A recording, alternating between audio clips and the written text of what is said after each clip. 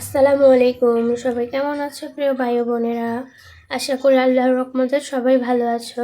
আলহামদুলিল্লাহ আমিও ভালো আছি।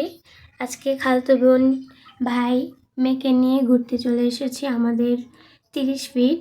অনেক দিন পরে 30 ফিটে আসছি আজকে। শীতের সময় এসেছিলাম।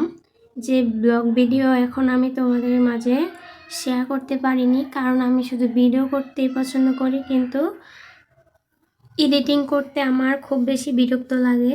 তো যাই হোক, এই ভিডিওটা আমি তোমাদের সাথে শেয়ার করেছি। আজকের দিনটা আমি খুবই খুশি, আনন্দিত। এই হচ্ছে আমাদের ভেড়াইদের এই 30 ফুটের মাঠের সৌন্দর্য। মাঠে ধান লাগানো হয়েছে। এটা হচ্ছে গর্ত, মানে বেকু দিয়ে গর্ত করা হয়েছে, এখানে সবসময় পানি থাকে। আমার মেয়ে, আমার মামাতো বোনের মেয়ে মাহেরা এবং রৌশিন, তার হাত ধরে হাঁটছিল। আর হচ্ছে গিয়ে আমি দাঁড়িয়ে দাঁড়িয়ে ভিডিও করছি।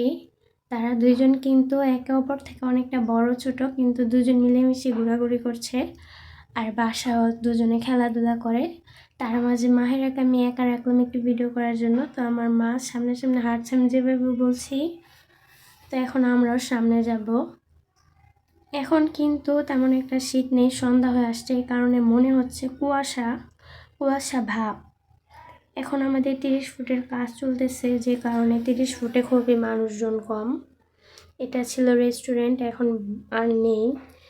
তো পেছনে মামাতো বোন চলে গেছে ক্যামেরা দেখে।